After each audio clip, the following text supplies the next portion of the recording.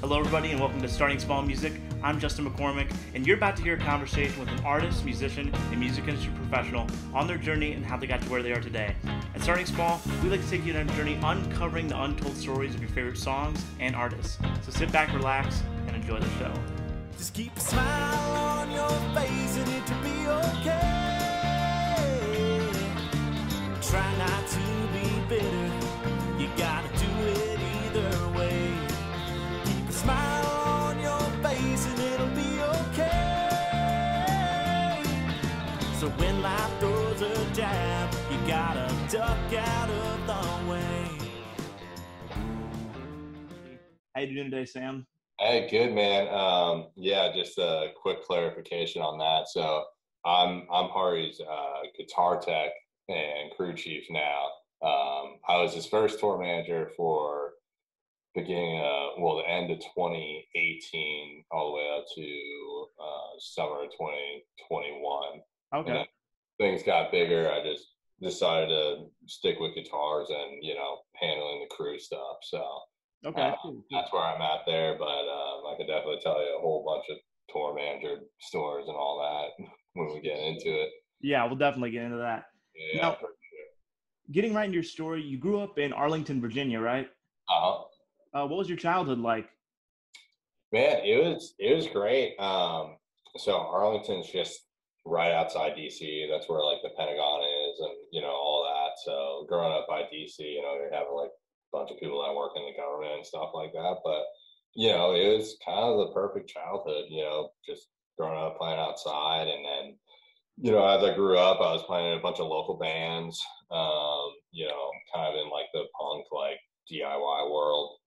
So just kind of putting on shows ourselves, whether it was like in a local venue or someone's garage or backyard. And that's kind of how I got into the whole, like, live music concert world kind of through that, kind of on accident.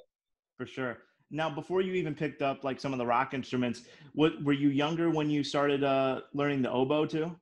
Yeah, I started getting classically, well, like everyone else and their mother. I started playing on piano first, and then picked up the oboe around 10 or 9 years old, and that was all because my piano teacher was like, "Oh, you should try oboe." I was like, "Okay." So did that, and then was trained by the principal oboist of the National Symphony Opera in DC at the Kennedy Center for over 12 years, and that led me to go to Berkeley College of Music in Boston. Yeah. And I knew I wasn't going to go for oboe, but that was kind of like my ticket in. For sure. Like I'm not going to get into Berkeley playing, Blink-182, Tom DeLonge riffs. It's just Right. So. So I was classically trained on the oboe and that, a bunch of orchestras and, competitions with that. It was kind of crazy as a kid, but it just, I knew it really wasn't my passion to keep doing that. When I got to high school, when I started playing all these different like punk bands, like that's what I wanted to do. Yeah. And just, play shows and, be a part of, the local scene. For sure. It's funny. I had Ben Johnson on the podcast a few weeks ago, and that's how he got into Belmont. Was he had a cello scholarship? You guys kind of both like just to get in to fill whatever spot they need. Yeah, no, and they gave me a very hefty scholarship too. So that's, if I didn't have that, there's no way that it's crazy how much school is nowadays. So it's like if anyone's listening to this, pick any obscure classical instrument and you'll get into pretty much anywhere. But you have to be good too. Right. Now, growing up in high school, you were playing in a lot of bands. What's your favorite band name that you had on the punk scene? I'm sure there had to be a couple cool ones. Oh, man. Well, the band I was in was called Tip for the Brave. Super just edgy, and I don't even know how it came up with the name. Or, a lot of what bands would do would just do their street name in my scene. So there's an old band I used to be called 10th Road North and things like that. It's just awful names. We were kids too. So like, this was when I was like 11 years old, 11, 12, and just not knowing about anything in the world. Were you guys writing original material or mostly doing covers? Yeah, all original actually. Oh. I was I guess as a kid too, I don't know why I was so against doing covers. But I was just like, man, you're not cool if you're doing covers and stuff like that. And now, I'm surrounded by people that do covers all the time. So it's definitely a flip flop. Now you mentioned Blink 182. Who are some of the other bands that you listen to that like you first remember like resonating with music and like having an attachment to it? Definitely, yeah, like bands like Blink, Green Day. And then, my dad was a big, just classic rock guy. So, everything from the Stones to even like the 80s stuff, like The Cure and like, any kind of classic, like iconic rock band was kind of in my upbringing. For sure. So I got all that good stuff. And then my mom would be listening to just like disco and like Earth, Wind, and Fire and just like soul stuff. So I definitely got all the groove and the cool like beats from that, and then just like the rock world from my dad. So I definitely had the perfect upbringing of all types of music. For sure. Now at Berkeley, you studied music business and management. So were you already thinking in the back of your head that you thought you'd want to work on like the management side of things? Yeah, that's originally I was going to Berkeley to be like an audio engineer and like, do that like the studio stuff. And then I think like after my first year at Berkeley, I was just like, well, like every kid's kind of doing this, and like it doesn't make sense with like kind of the studio like scene dying at the time, and like I have Ableton and Logic on my laptop, so it's just like I've always been recording stuff on the side by myself anyway, so I just thought I'd rather learn something that I don't know anything about, so that's why I went down the business route, because like how to book shows and or even just manage an act or how like a show actually works. Like I had no idea how any of that works, so I was like super intrigued to actually learn that and excel with it. For sure. Now, what was your time like performing in the orchestra there? It was pretty. So at Berkeley, like you're only required to like do your principal instrument for 2 years. Mm-hmm. So after those 2 years were up, I was just like, see ya. But I played in a couple bands while there, but just playing some of the local clubs there, and filling in some punk bands and stuff like that. But yeah, I mean, it definitely my first year at Berkeley. I was just like, whoa, I gotta step it up, because like every kid there was just insanely talented Mm-hmm. at the time. And it just made me want to be better at everything I was doing. So I was just playing, whether it was guitar or oboe or whatever I could get my hands on every day, just to be better. So Now, after you graduate, what's the decision like to move to Nashville, and why Nashville? So before I graduated, it was summer of 2016. I did a internship with a super small management company. It was just one guy, and he was kind of in the Americana, Texas scene. And so that was my first summer in Nashville, 2016. And this was still like, it was just like summer of my junior year at Berkeley. And I did that summer there. And my first like tour management gig was with Kay Phillips. He was like a Americana artist based out of Texas. But after doing that and just having that summer in Nashville bartending, just to get by that summer, Yeah. I knew like I was going to move there, because in the music world it's like you got L.A., Nashville, or New York, I guess. Yeah. But I didn't really like the whole vision of LA, and like it's just too many people, and it's kind of pretty cutthroat out there, and I'm a pretty chill guy, and I just don't like shady stuff. Yeah. But yeah, after that summer, I was determined. I was like, all right, this is where I'm going to move, and I'll figure it out from there, because I didn't really have anything lined up after that summer.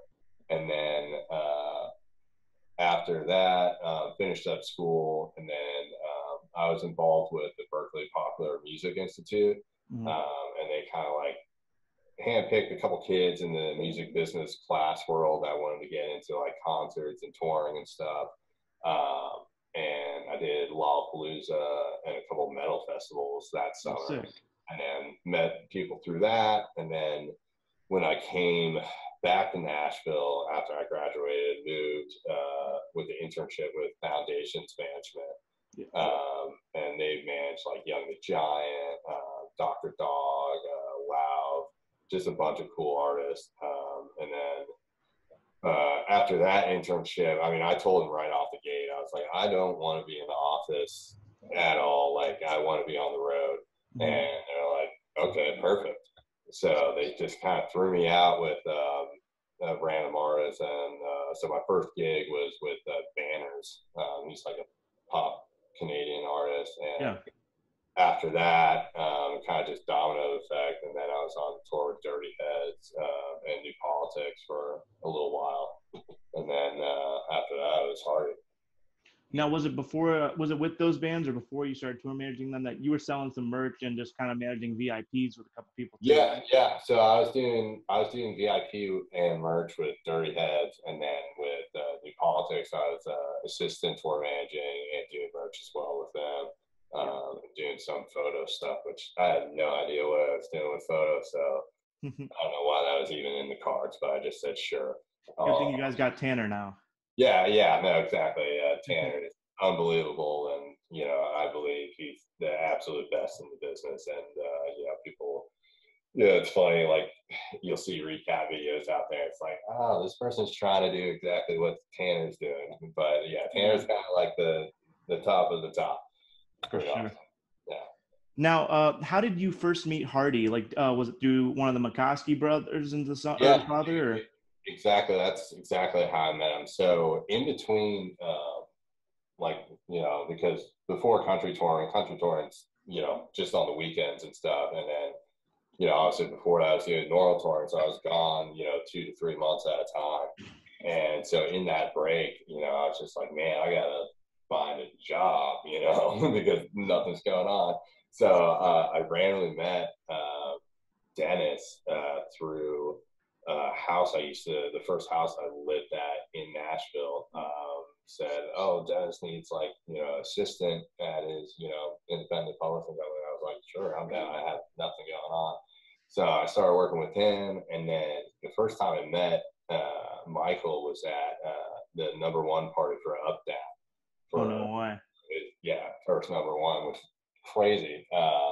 Meeting him there, and honestly, like I was pretty new to the country world at the time, so I literally didn't think anything. I was like, oh, this is cool, and got to talking with him, and just told him what I was up to and all that. And then this was like right before he started his artist career, and 2 weeks later, I get a text from him, and he said, hey, do you want to be my tour manager? And I was just like, sure. I guess, because I didn't have anything lined up till that summer of 2019 for a Dirty Heads tour. And I just kind of rolled the dice. And, I think about, March of 2019, I just had the gut feeling. I said, I'm going to stick with this guy.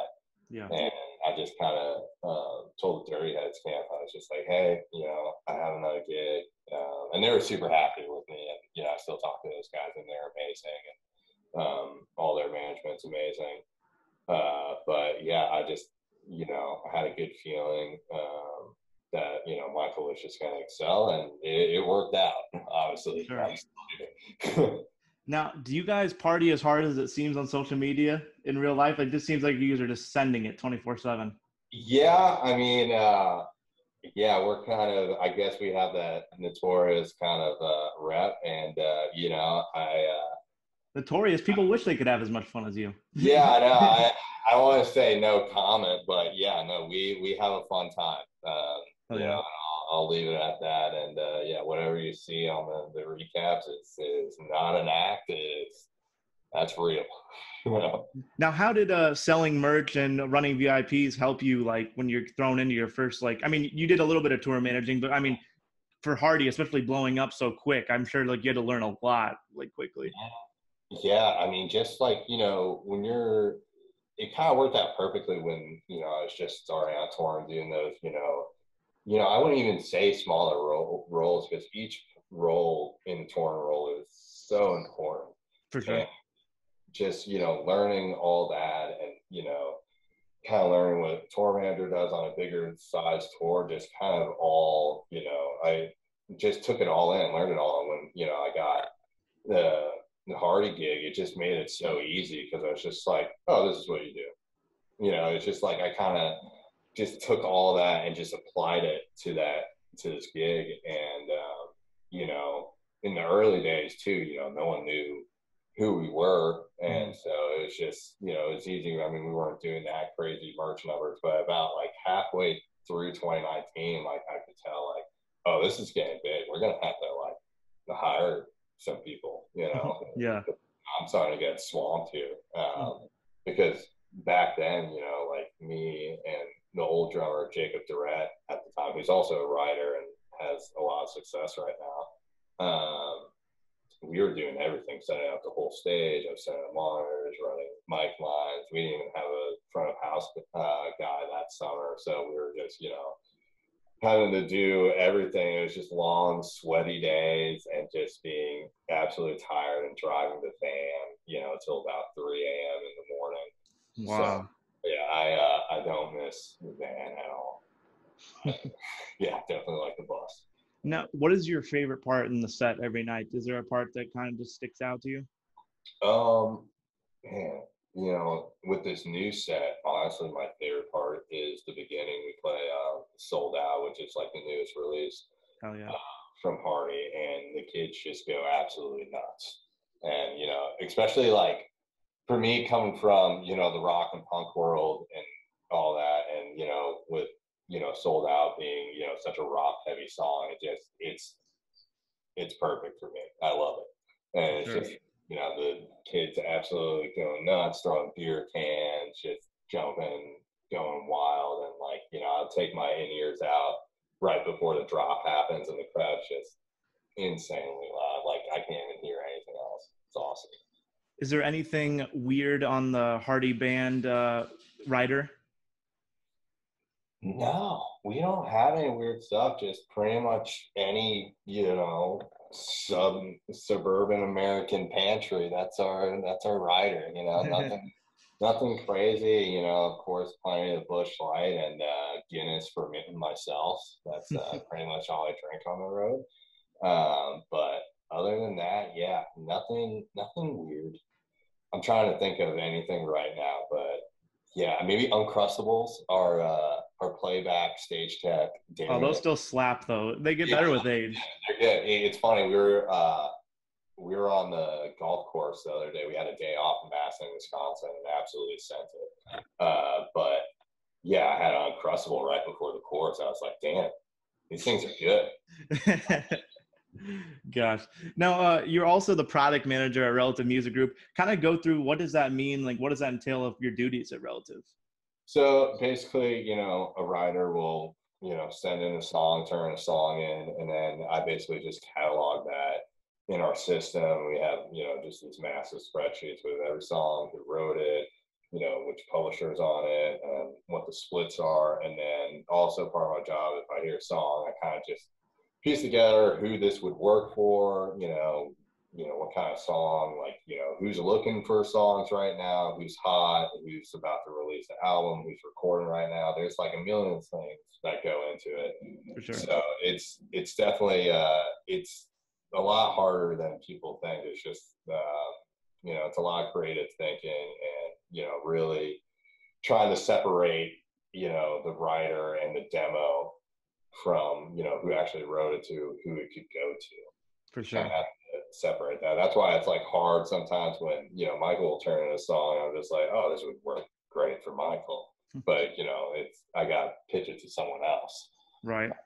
Stuff like that. But, yeah, it's a lot of just, organizing and creative thinking. That's the simplest I'll put it at. And, it's just, there's so many good songs out there. And then, I think the hardest part is, how is this song going to work for someone? Because you could pitch it to some smaller artist and it could just die right there. Mm-hmm. And if you get to a bigger artist, it could blow up, get number one, at the end of the day, that's kind of what all these, you know, publishers are looking for, you know, cuts and number ones. Yeah. Now, to close out, I always like to ask my guests a piece of advice that you've learned along your way, not only as someone that's looking to be a tour manager, but someone that works on the industry side, maybe advice to artists out there pursuing a career. Man, advice for artists. You know, I think the biggest advice and what I've been harping on lately is just be original and be yourself. Because I know that sounds so dumb and cliche, but it kind of bothers me that like so many people just do the same thing and like do these writers rounds that nobody cares about. You know what I mean? It's just like stand out, do something different. Like don't be afraid to like break the barrier. I mean, with our stuff, like we're mixing, you know, rock with country, and you know, we're making it work. And you know, Michael's making music that he wants to make, and you know, he's, you know, one of the most original guys I know. And you know, he is who he is. There's nothing fake about it. You know, that's why I believe, you know, why he took off. You know, it's being original. And like if you're just gonna do the same old stuff, like yeah, you can have a hit, but you know, if you're, you know, not original, you're gonna die off. It's originality will take you to the next level. Even if it's a long, you know, incline, you're still gonna go up. You know, that's how a long career lasts, is originality. And you know, not doing what everyone else is doing or saying the same old, you know, truck this and truck that kind of line. You know, it's just, yeah, it gets tired, and especially when, you know, I'm listening to all these songs that come in. Some songs I'm just like, yeah, it's just not gonna work. But yeah, just originality. And even like, you know, if someone's, you know, not even an artist career, but just like crew or industry career, just, you know, be yourself, hardworking and willing to learn everything. You know, I think, you know, even myself, like I'm learning something new every day. There's always something to learn. And if you don't have that mindset, you're just going to get stuck, or, you know, no one likes someone that is not willing to be better or get better at something. You know, I could know everything there is, but someone could be doing something differently that actually works better. And I can take that and apply it to stuff that I already know and become better. It's really all about just, you know, upping your game and just, you know, being aware of what's new, what's not working, you know, just a million different things. Hey guys, thanks for watching. I hope you guys enjoyed this episode. Make sure to subscribe and leave a comment, and check out my music on all streaming platforms at Justin McCormick. See you guys next time.